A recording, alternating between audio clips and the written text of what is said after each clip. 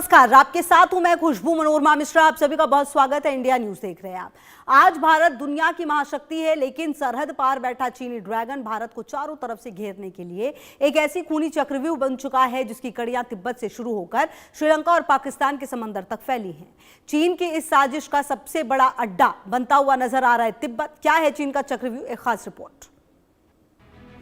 लद्दाख से अरुणाचल तक, ताइवान से दक्षिण चीन सागर तक और हिंद महासागर में श्रीलंका के हम्बनटोटा से लेकर पाकिस्तान के ग्वादर बंदरगाह तक, ड्रैगन ने मौत का एक ऐसा जाल बिछाया है जिसे देखकर किसी का भी कलेजा कांप जाए। इसकी शुरुआत होती है तिब्बत से। तिब्बत कोई मामूली इलाका नहीं है, बल्कि एशिया का वो भौगोलिक और रणनीतिक केंद्र है जिसे दुनिया की छत कहा जाता है। यही तिब्बत आज चीन के लिए एशिया का कंट्रोल रूम बन चुका है। तिब्बत पर नियंत्रण होने के बाद से चीन हिमालय के पार अपनी ताकत दिखा रहा है। उसका सबसे खतरनाक प्लान है पानी का कत्ल। तिब्बत से निकलने वाली नदियां पूरे एशिया की लाइफलाइन है, लेकिन चीन वहां विशालकाय बांध बनाकर सीमा पार बहने वाली नदियों के बहाव को नियंत्रित करने की साजिश रच रहा है। यानी वो जब चाहेगा भारत और पड़ोसी देशों में सूखा ला देगा और जब चाहेगा पानी छोड़कर तबाही मचा देगा। चीन अंतर्राष्ट्रीय नदियों पर एक के बाद एक विशालकाय बांध बना रहा है। चीन तिब्बत की मेडोक मेतुओ इलाके में 160 से 170 अरब डॉलर की लागत से दुनिया का सबसे बड़ा जल विद्युत बांध बना रहा है। ये बांध चीन के अपने 3 गार्जस डैम से भी 3 गुना ज्यादा बिजली पैदा करेगा। ब्रह्मपुत्र नदी पर ही चीन जांगमू जैसे कई बांध पहले ही चालू कर चुका है और कई अन्य कतार में है। इससे नदी के पानी को जब चाहे वो रोक सकता है। चीन बांधों में इतना भारी मात्रा में पानी जमा कर रहा है कि युद्ध या तनाव की स्थिति में पानी छोड़कर निचले देश भारत और बांग्लादेश को वो तबाह कर सकता है। ये किसी परमाणु बम जितना खतरनाक साबित हो सकता है। अगर चीन मानसून के समय अपने बांध के गेट एक साथ खोल दे तो भारत के असम और अरुणाचल प्रदेश समेत पूरे बांग्लादेश में विनाशकारी कृत्रिम बाढ़ आ सकती है। यही नहीं, सर्दियों या कम पानी के दिनों में चीन इन बांधों में पानी को रोककर नीचे के देशों में सूखा पैदा कर सकता है, जिससे वहां की खेती और बिजली की व्यवस्था ठप हो सकती है। चीन बीजिंग और शिनजियांग में पानी पहुंचाने के लिए तिब्बत की नदियों का रुख मोड़ने की गुप्त योजनाओं पर काम कर रहा है।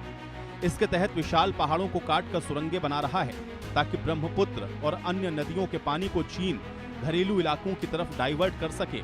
इससे भारत में आने वाले पानी की मात्रा बहुत कम हो जाएगी। अंतर्राष्ट्रीय नियमों के मुताबिक ऊपरी देश को निचले देशों के साथ मानसून के दौरान नदियों के बहाव का डेटा शेयर करना जरूरी है ताकि बाढ़ से बचा जा सके। लेकिन चीन ने 2017 में डोकलाम विवाद के समय भारत को ब्रह्मपुत्र का डेटा देना बंद कर दिया। चीन ने भारत, बांग्लादेश या वियतनाम जैसे किसी भी पड़ोसी देशों के साथ पानी साझा करने की कोई कानूनी संधि भी नहीं की है। वो अंतर्राष्ट्रीय कानूनों को दरकिनार कर जिसकी लाठी उसकी भैंस की नीति पर चलता है। सिर्फ भारत ही नहीं, बल्कि मेकांग नदी पर दर्जनों बांध बनाकर चीन ने लाओस, थाईलैंड, कंबोडिया और वियतनाम जैसे दक्षिण पूर्वी एशियाई देशों की लाइफलाइन को अपने रिमोट कंट्रोल पर ले लिया है। तिब्बत के अवैध बंकर में बैठकर ड्रैगन की भूखी नजरें अब भारतीय सीमाओं पर टिकी हैं। लद्दाख के अक्साई चीन से लेकर अरुणाचल प्रदेश के दुर्गम इलाकों पर चीन लगातार अपनी गिद्ध दृष्टि गड़ाए रखता है। वो इंटरनेशनल बॉर्डर को मानने से इनकार करता है। भारत के अरुणाचल प्रदेश को दक्षिण तिब्बत का हिस्सा बताकर अपना झूठा दावा ठोकता है। सरहद पर वो चुपचाप नए नए गांव बसा रहा है, बंकर बना रहा है, मिसाइलें तैनात कर रहा है। ये चीन का वो पुराना क्राइम पैटर्न है जहां वो धीरे धीरे जमीन पर कब्जा करता है और फिर उसे अपनी बपौती बताने लगता है। इस खूनी खेल का अगला चैप्टर खुलता है ताइवान में। ताइवान को वो अपना हिस्सा बताता है। उसके मुख्य भूमि में मिलाने के लिए वो किसी भी हद तक जाने के लिए तैयार है। चीनी वायुसेना के लड़ाकू विमान और नौसेना के युद्धपोत लगातार ताइवान की सीमा में घुसपैठ कर रहे हैं। ये सिर्फ युद्ध अभ्यास नहीं, बल्कि ये ताइवान को चारों ओर से घुटनों पर लाने का वो साइलेंट टॉर्चर है जो कभी भी एक भयानक तीसरे विश्व युद्ध की आग में बदल सकता है। अब जरा उस रास्ते को देखिए जहां से दुनिया का 1/3 व्यापार होता है। नाम है दक्षिण चीन सागर। इससे पूरे इंटरनेशनल समुद्री रास्ते पर ड्रैगन अपनी गुंडागर्दी चला रहा है। उसने समंदर के बीचों बीच नकली द्वीप बनाए हैं जहां वो अपने लड़ाकू विमान और मिसाइलों को तैनात कर रहा है। वियतनाम, फिलीपींस, मलेशिया जैसे छोटे देश ड्रैगन के इस खौफ के साये में जी रहे हैं। थोड़ा ऊपर बढ़े तो पूर्वी चीन सागर में सेनकाकू द्वीप पर भी कब्जे के लिए चीन का जापान के साथ पुराना और हिंसक विवाद चल रहा है।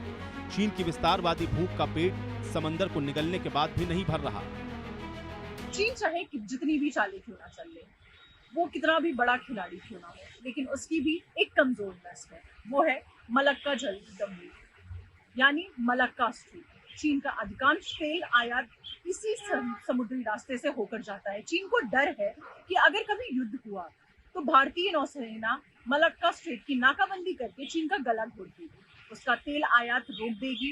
इसी खौफ से बचने के लिए ड्रैगन अब हिंद महासागर में अपनी काली मौजूदगी को बढ़ा रहा है। वो अफ्रीका से लेकर एशिया तक स्ट्रिंग ऑफ पर्ल्स यानी मोतियों की माला के नाम पर भारत को घेरने की साजिश रच रहा है। चीन का सबसे खतरनाक और शातिर हथियार बारूद नहीं बल्कि उसका डेब्ट ट्रैप यानी कर्ज का जाल है। वो गरीब देशों को विकास के नाम पर इतना कर्ज देता है कि वो देश कंगाल हो जाते हैं। श्रीलंका के साथ यही हुआ। श्रीलंका जब कर्ज नहीं चुका पाया तो चीन ने उसके रणनीतिक हम्बनटोटा बंदरगाह को 99 साल के लिए अपने कब्जे में ले लिया। यही खेल उसने पाकिस्तान के ग्वादर बंदरगाह के साथ खेला। इन दोनों बंदरगाहों पर आर्थिक दबाव के जरिए कब्जा करके चीन का असली मकसद भारतीय नौसेना को उसके घर में ही घेरना है। वो इन बंदरगाहों का इस्तेमाल कर अपने जासूसी जहाज और परमाणु पनडुब्बियों को छिपाने के लिए भी करता है। ड्रैगन ये भूल गया है कि साल 2026 का ये नया भारत है, उसकी हर चाल को डिकोड करना जानता है। चीन ने अगर हम्बनटोटा और ग्वादार में जाल बिछाया है तो भारत ने भी अंडमान निकोबार में अपनी सैन्य ताकत को कड़ा कर दिया है। वो मलक्का स्ट्रेट के ठीक मुहाने पर बैठा है। भारत अपनी नौसेना की ताकत और क्वाड जैसे देशों के साथ मिलकर ड्रैगन के इस खूनी चक्रव्यूह की हर कड़ी को तोड़ने के लिए तैयार है। चीन चाहे तिब्बत से पानी रोके या समुद्र से जाल बिछाए, भारत भी पूरी तरह से मुस्तैद है। और अगर ड्रैगन ने सीमाएं लांघने की कोशिश की तो उसका अंजाम उसको खुद के लिए आत्मघाती हो सकता है। बढ़ते हैं आगे और इस बीच एक बड़ी खबर